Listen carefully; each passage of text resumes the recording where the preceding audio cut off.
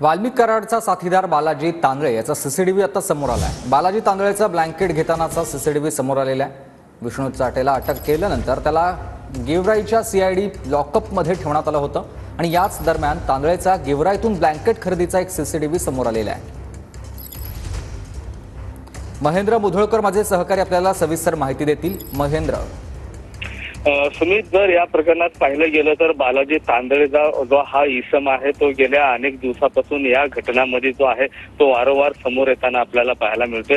कारण बीडच्या लॉकअपमध्ये देखील त्यांनी अशाच पद्धतीला गोंधळ घातल्याचा आरोप जो आहे संतोष देशमुख यांचे बंधू धनंजय देशमुख यांनी केलेला होता आणि त्यानंतर मात्र जो बालाजी तांदळे आहे याचा खरा चेहरा जो आहे तो समोर आलेला होता आणि आता जो सध्या सीसीटीव्ही जो व्हायरल होतोय तो गेवराई मधल्या एका दुकानातला सीसीटीव्ही आहे आणि याच दरम्यानमध्ये संतोष देशमुख हत्या प्रकरणातला जो आरोपी आहे विष्णू चाटे याला गेवराईच्या सीआयडी कोठडीमध्ये ठेवण्यात आलं होतं आणि त्याच काळामध्ये बालाजी तांदळे हा गेवराईच्या एका दुकानात गेला आणि त्या ठिकाणी जाऊन त्यांनी ब्लँकेट खरेदी केली। 4 तारखेची साधारणतः दुपारची ही घटना आहे आणि सर्व घटना आता सीसीटीव्हीत कैद झालेली आहे। मात्र त्यांनी घेतलेले ब्लँकेट नेमकं कुणाला दिले, आरोपींना मदत करण्यासाठी हे ब्लँकेट होते का, हे मात्र अद्याप स्पष्ट झालेलं नाही, कळू शकलं नाही आणि आता तपास जो आहे तो सध्या आता सीआयडी करताना पाहायला मिळतोय। सुमित, नक्कीच धन्यवाद तुम्ही दिलेल्या सविस्तर माहितीसाठी।